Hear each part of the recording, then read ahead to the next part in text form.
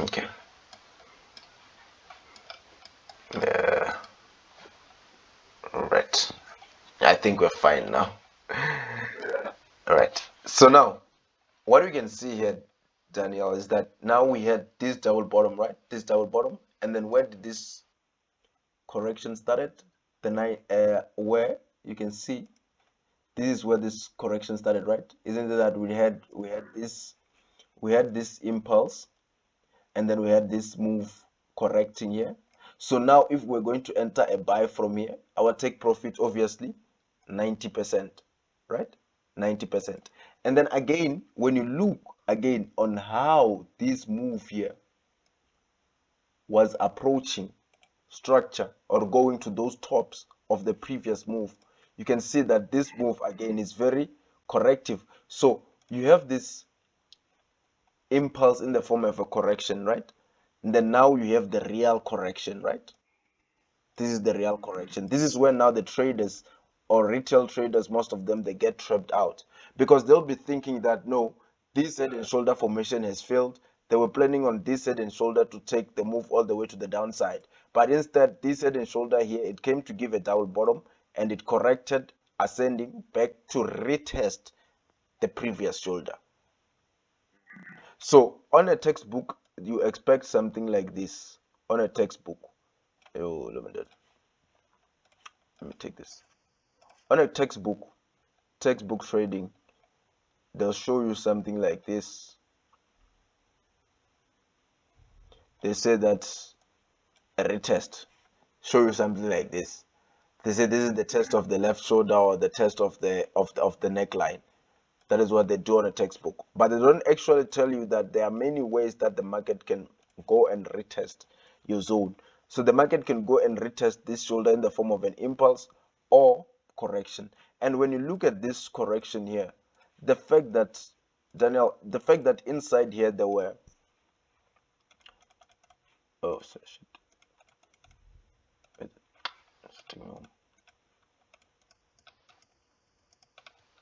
This we did not change our bias by the fact that this market decided to buy, right? We did not change our bias because this market bought from here. Our bias was still sell, but obviously from here we are out. We have taken our profits, we are out. If we wanted to take our profits earlier, we are out. And then here, obviously from the buy to sell, from sell to buy. And then from here, because obviously this is a very big move. If we were to catch it, this is a very big move on lower time frames. This is the weekly time frame that I'm using, for example.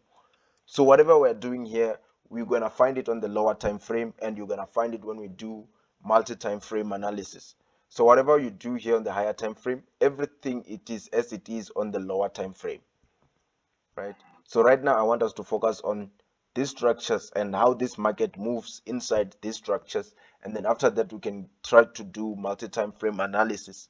And then again, I would also like for you to go again and try to identify structures, re-identify structures, right? Using the new method, just straight to the wicks, straight to the wicks.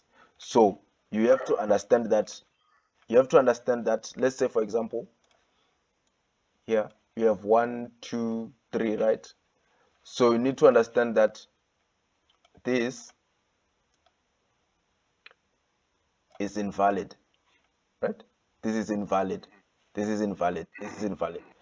But knowing that this here is lower than this one and it's still going down, you know, of course, that this will be the next low. And then even when we go down here, the next one will be this one here. We'll be expecting a low here. So here, this is where we're expecting a move to the downside. But for us, we're not expecting a move to the downside because this market already showed us that it is going to go to the upside. It already showed us that it's going to go to the upside because of the way it's coming. It's impulse, correction. Hey, why is it drawing some impulse? Hey,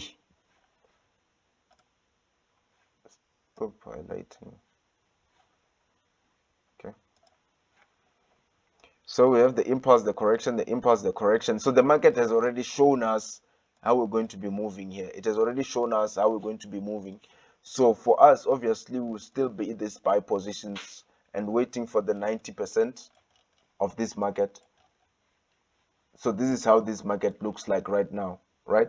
And when again, then it's like, that's why it's always important to look left. So I want you to check something. When you look at this left, the left of this market is this, right? And when you see this, and when you see this, I want you to tell me. Let me just try to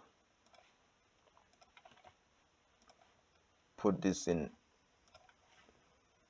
You can see that this side and this side is clearly the same thing, or almost the same thing that is happening.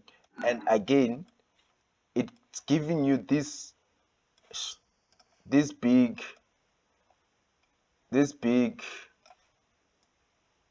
what you call inverse head and shoulders. See, it's giving you this. So you already have all this in just understanding the structures, right? You already have this by just understanding the structures. So you can see this is an impulse, and of course this was just a big correction, right? This was how the correction was. So what we'll be expecting is that as a correction, you can see it comes to the double top. So we need at least 3 touches here also at the bottom. We need at least 3 touches here also at the bottom. So if we have a structure like this, usually, because we understand that on the higher time frame, we have, this is all a correction on the higher time frame, right? But when we go to lower time frame, we can be able to catch moves like this, you know. So this we can be able to catch, this we can be able to catch, because we understand that now if this market impulsed out here, this is bound to be what? A correction, right? This is bound to be a correction, and this correction here, it is just started to form, right? It has just started to form on the higher time frame. So if I just do this real quick, I want to show you something here.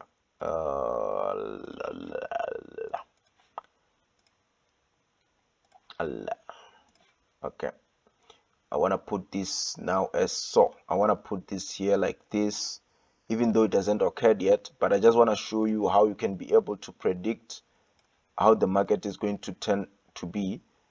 So even though it hasn't occurred yet, I can see that, okay, I have the first touch. This is going to be my what? My touch 2, right? Then here at the bottom, I have the first touch. I have the second touch. I need what? Touch 3.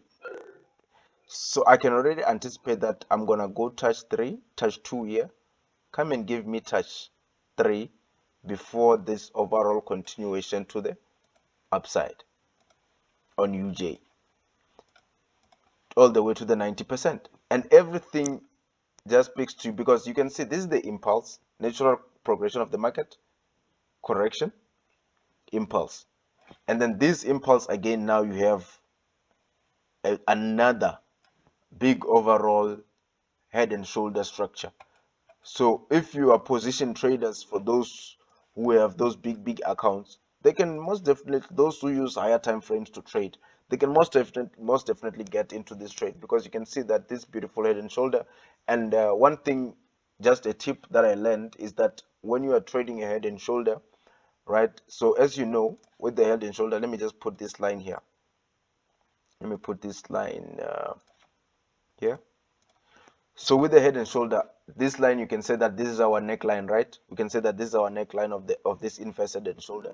So when you trade the head and shoulder, basically what you need to do to know, the most important thing, regardless of the time frame that you are in, if you are trading a head and shoulder, your take profits on the head and shoulder will be from the head to the neckline. You measure your head to the neckline, right?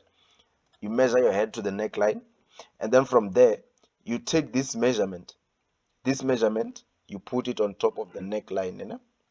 Just put it on top of the neckline. This will be your movement.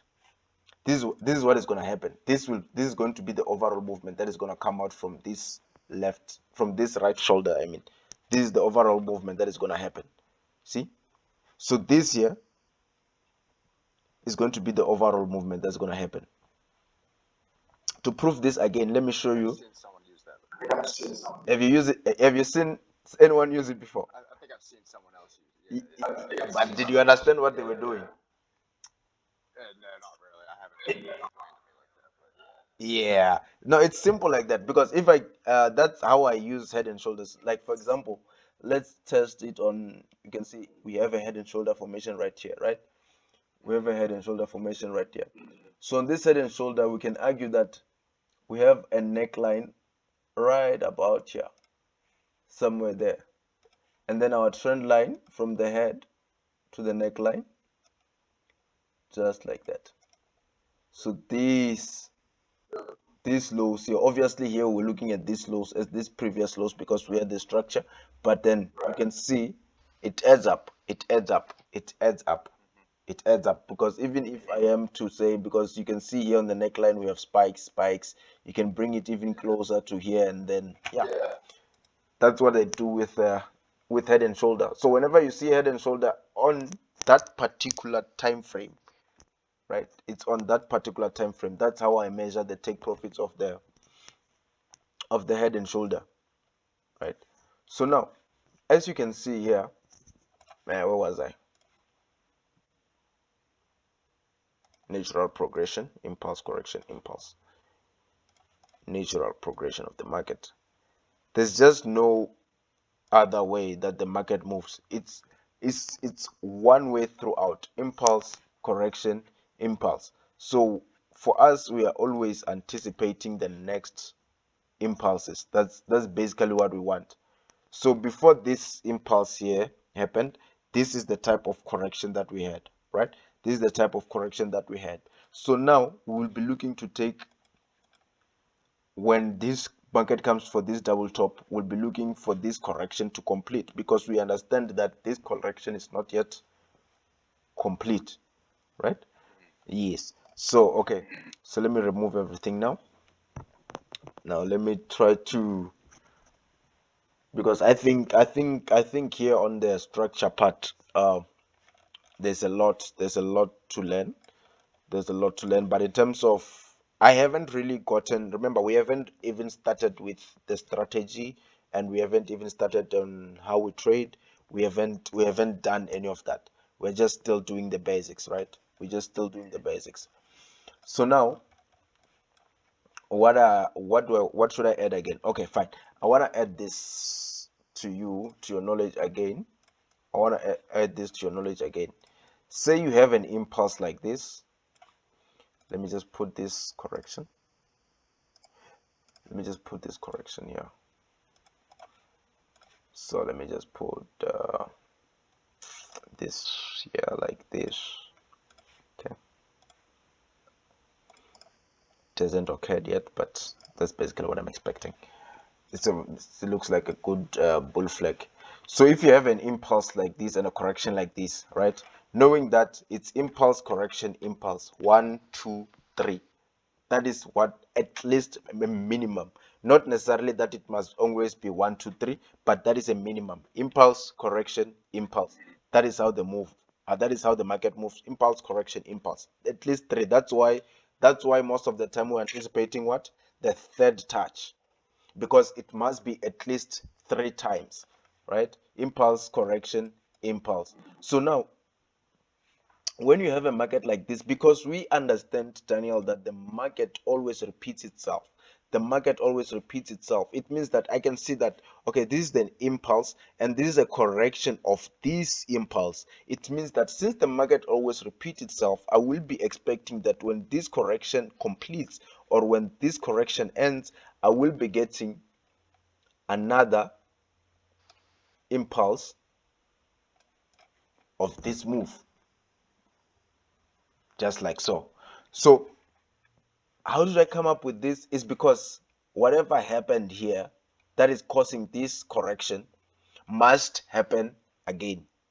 The very same impulse which happened before this must happen. So if you can see this impulse and this impulse, they are of the same size.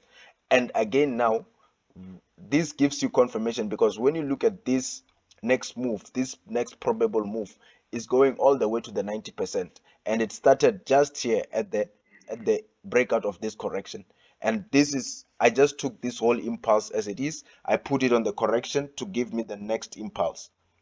So this is the next impulse, which is coming at the double top. And then also on top of that, if I can just remove this, on top of that, if I remove that and I do like this, and I do like this,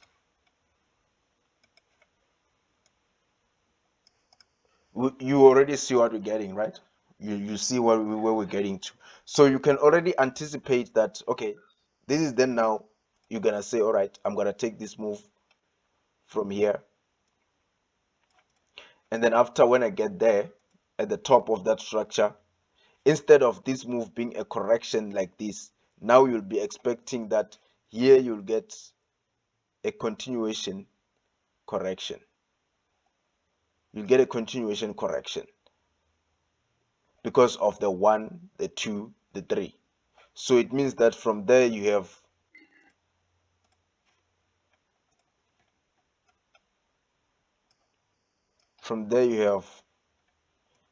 your positions ready like that.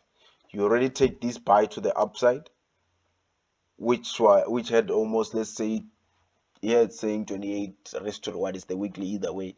But then here also looking at the risk to reward, I'm just trying to show you the risk to reward ratio. Looking at this one, it's almost 48. Just from taking it to the top to the bottom of the structure here, it's 50. Oh man, that's massive.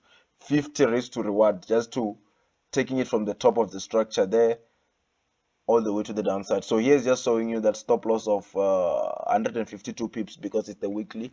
But obviously when we are trading, our maximum stop loss that we take is 40 pips. That is the maximum stop loss that we take, 40 pips. So here's just showing 152 because it's the weekly. But I just want to show you how this helps us to have an edge over the market by just understanding that the progression, the natural progression of the market, just understanding that after each and every impulse comes a correction. So you just need to be on the right side and understand the overall picture. Don't get mixed up in smaller time frame impulses and corrections. You understand? That's one thing that's important. You don't get mixed up in these smaller time frame impulses and corrections. So what we basically do when we analyze, for example, if it's a weekend like this, when we analyze, we start on the on the weekly time frame, right? But during the week, when we analyze, we start on the daily time frame and we look for those opportunities. So when I look at my watch list, usually during the week I have like 5 or 6 pairs that are on watch for that particular week. So if I do not see a setup that meets my criteria or that meets my rules, obviously I'm not going to take the trade. I'm just going to leave it. If I see people buying and selling, making profits, it's fine. It's good for them, not for me and my account. I'm going to save my money. With trading, one thing that is most important is being stingy. This is the only place that you must be stingy, not with your girlfriend though. This is here on trading only. On trading.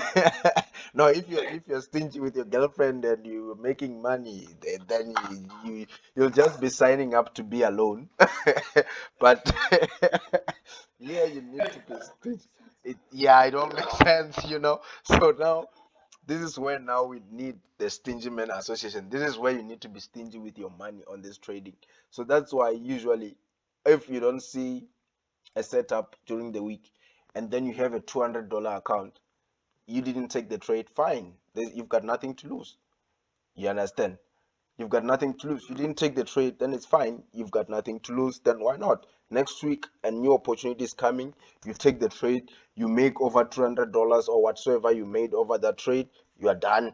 That's it. That's basically what it's all about. Making those little profits slowly but surely.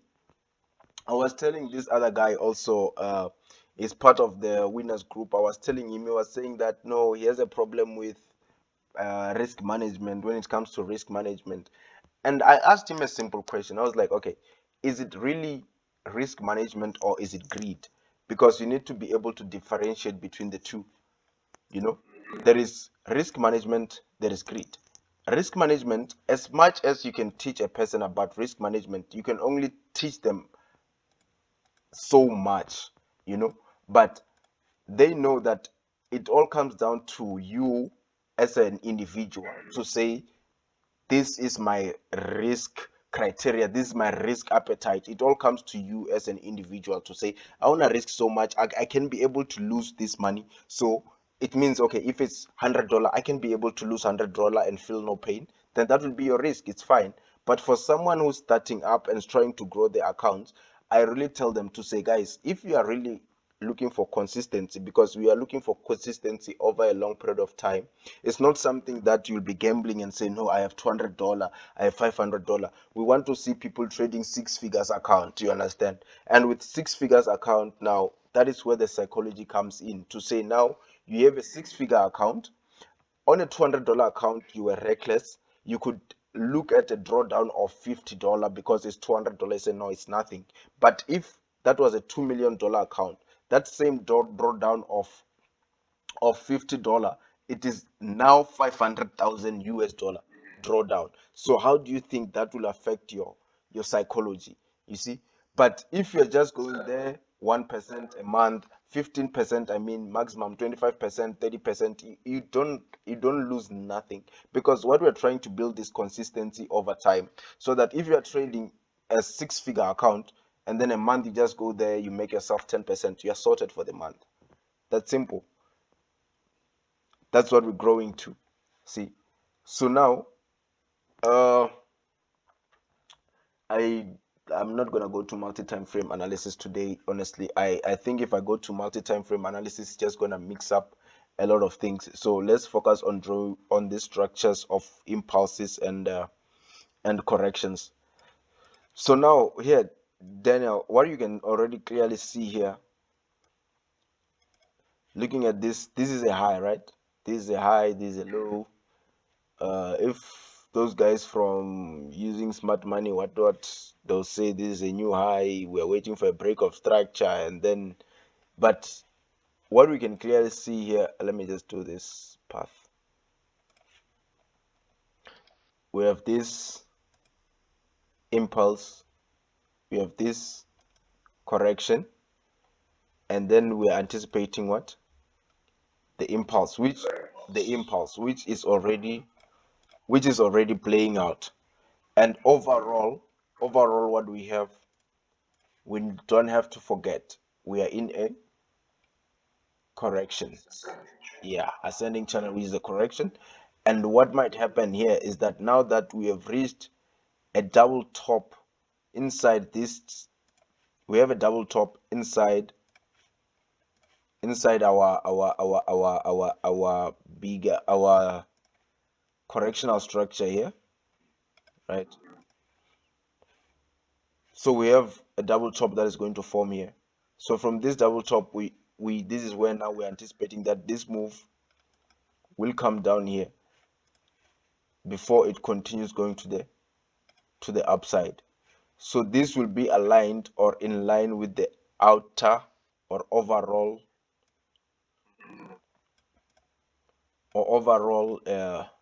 outer time frame structure to give us that double top formation or third touch, that overall double top. So on this overall double top, this is where now the market might go all the way down here.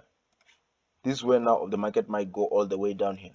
And for this to happen, I'm going to tell you this in advance again. Also, I always do this when I see opportunities like this with my students. I remember last year I was telling some guys, I was like, guys, look at the market, look at where the charts are, look at where the markets are. You know, when the market get to these big sell-off zones, something major is gonna happen, because it's not only gonna be technical trading. You understand? Something major. That is the best part of the way we trade. You get to even know about events occurring in the world before they happen, man. Like, you can see when it gets here, I'm telling you something. I don't know what is gonna be. If it's gonna be another war or something, I don't know what's gonna happen. But something major is most definitely gonna happen here when the market gets here. That is what they do. That's what they always do. Let me show you another example uh, of what they do. Nah. Where's that one? Okay, let me just do this. Remove drawings. Okay. Okay, 98, 99. That's too far. I just want the recent one. I just want the recent one. I'm looking at the recent drop. Okay, 17, 18. Yeah, perfect. Okay. Okay. There we go. So you see this drop here? See this big drop here on the weekly? This big drop here, right? This big drop. Yeah, this big drop. Yes, there's the curve. Yes, but look at structure, Daniel. Just look at structure. Just look at what structure is telling you. Just look at what structure is telling you now. Let me just do this. We have the impulse. We have the correction.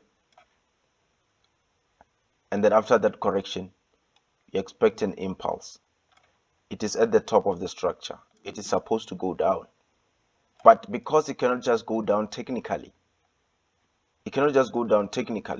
something major must happen in the world. Whenever there is a big move, I realized this. That's why I always say, when you look at the charts, the news, right? The news do not create this volatility. The news do not create direction. I mean, the news only create this volatility. That's what the news does. The structure is already there. Everything is already set. When the news comes in, they just pump up the volatility.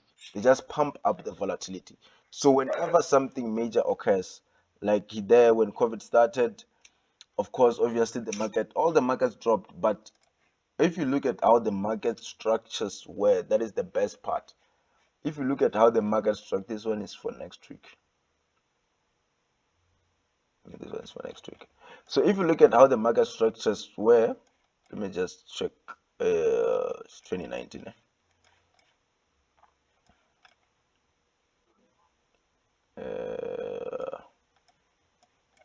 2019, yeah. 2019, yeah. So here also, we had that drop. But if you look at how the market was, it was just, everything was just how it's supposed to, it happened exactly how it's supposed to happen. So there was nothing major. So if you know, using our method, you can be able to identify, to say, no, this is what's going. You remember, I remember, last year I was telling someone, I was like, guy, do you see how oil is gonna be now? Oil is gonna go up, and oil is gonna continue going up for most part of next year. And when this happens, oil prices or fuel prices are gonna go up. And then I was like, no, people who don't know charts, they'll tell you different things. No, no. I was like, okay, fine. And then the price, like right now, you can see what's happening with the price of petrol and oil and gasoline and stuff like that. It's high up there. It was going to go up either way. Yeah, so you can be able to identify those things way before they happen. Can you believe, man? I remember in 2019, it's 2019, right? The COVID time. 2019, bro, I was literally looking at oil, right? It was at about $4, if not $2 per barrel, bro, after the crash. I was looking at it. I did not know what to do. That's the worst part. Because I did not have the knowledge that I had.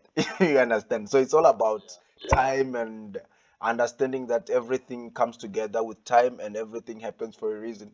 I was looking at it, bro. I was literally looking at oil at $4 a barrel during that crash. Even Nasdaq, I was looking at those markets, but in my head, I was not thinking of what if I buy this for the next 5 years? What if I buy this for the next? I was not thinking about that. But now, when I think back and I look back and I look at the markets now, I tell myself that just like you see Bitcoin, just like Bitcoin. Yeah. Um, I was just getting there when all that was starting. bro, bro, tell me about it. Tell me about it. I think I had like almost seven, if not eight, of Bitcoins in around like so without the knowledge. And I think that time one Bitcoin, because here it was about 14K, 14,000 rand, 14,000 rand. I think it was about 1,000 USD, somewhere there. I think it was about 1,000 USD when I bought those Bitcoins. Yeah, somewhere there, 1,500 USD, somewhere there. Then when I wake up, I find my wallet going down. I was like, fuck this shit, I'm out. I'm out. I was like, I'm out. I'm out. I'm out. I'm Goes out. up, goes down. Yeah, I was like, I'm out.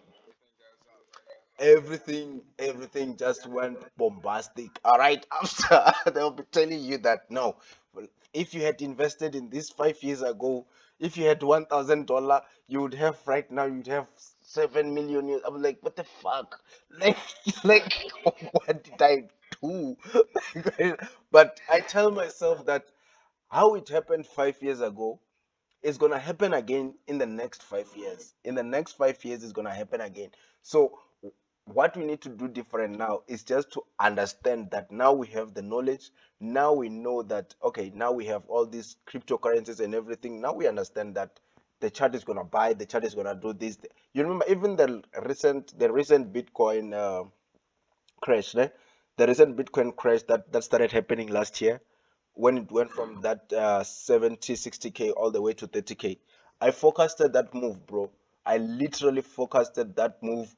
I posted it out. I posted it out. I remember this guy, this trader friend of mine, now I'm teaching him how to trade also. He was like, bro, he was angry at me, like, bro, he was like, I'm bullish. I am bullish on this. I am bullish. I am bullish. I am never selling Bitcoin. I am bullish. I was like, bro, this thing is gonna sell for days. It was like, no, I am bullish. I am never ever. I'm bullish on all cryptos. I was like, man, there's no market which goes up. There's no market. You need to understand that for starters, there's no market which goes up forever and ever. You know, there's no market which goes up forever and ever. So this was how it was. This was the setup because my setup was even so simple. I came up with it in less than like this was the setup. It was like this on this Bitcoin. I just want to show you here. Where's the red line? Horizontal right. There we go. Okay. So this was the setup.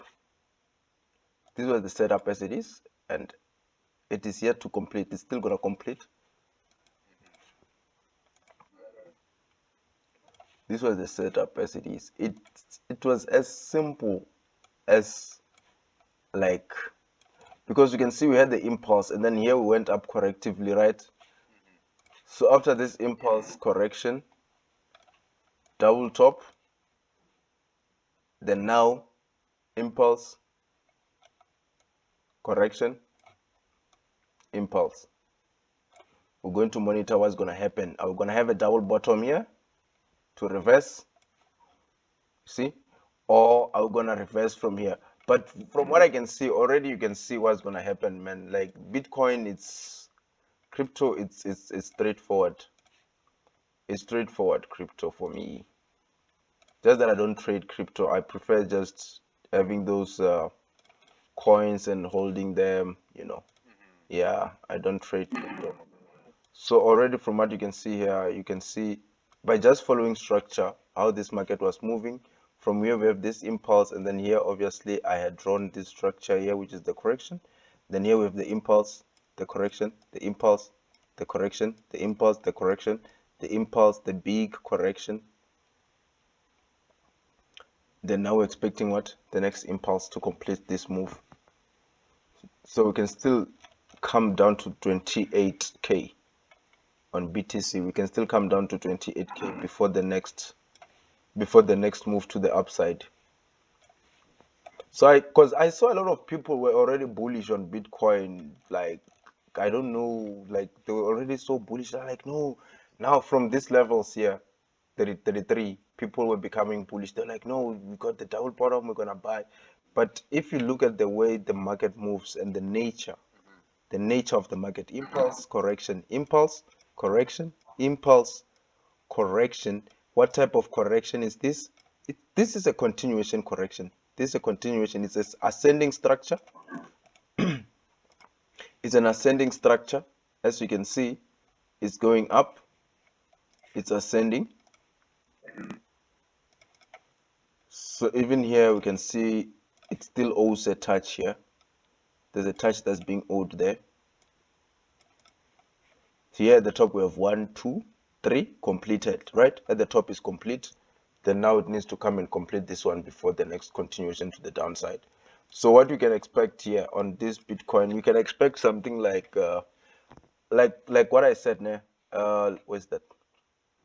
If this is the impulse, this is the correction, this is the impulse, then whatever has happened before, price will always repeat. Price is most likely to repeat itself. So you see, this was the previous impulse, right? This was the previous impulse. I took this from here. Just want you to show you. I always just come and take the previous impulse to show me. So this was the previous impulse before this correction.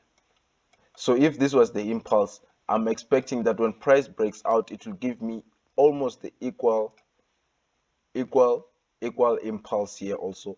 So this equal impulse from here is if it plays out nicely, it's gonna give you a nice double bottom right there. So you can see how this will play out. And like when you look at it, it's just like, the funny thing is that when I draw structures like this and the market just comes and do the exact same thing, because already here on the second part of the correction here, on this correction here, you can already see that it's forming, right? You can already see that this correction is forming. So this correction here on your bars chart is already forming there. Then from there, you're expecting another impulse, another correction, and then this big impulse that will be breaking out of the structure, and then all the way to this 29 level. So that's what structure helps us to do, and that's what structure helps us to identify. It helps us to see, okay, this market is going to do this market is going to do this. So if I can just check something here real quick. This is not a low. This is the low.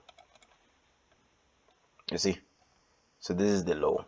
Yeah, this is the low. This is the low. We'll have the 1, the 2. This is the low. Expecting that third touch. Of course, we won't argue with you to say it's a bullish market. This is a bull flag. This is a bull flag. This is an overall bull flag. Of which, from this overall bull flag also, when this market breaks out, we'll be expecting something like this. When this market starts to get out of here, we'll be expecting something like this. So it will be able to get out, and then that is when it will start to continue to the moon. But we must understand that the market will not move in one direction. We must have those corrections. And these structures, these are the ones that help us identify those corrections that we are supposed to take trades out of.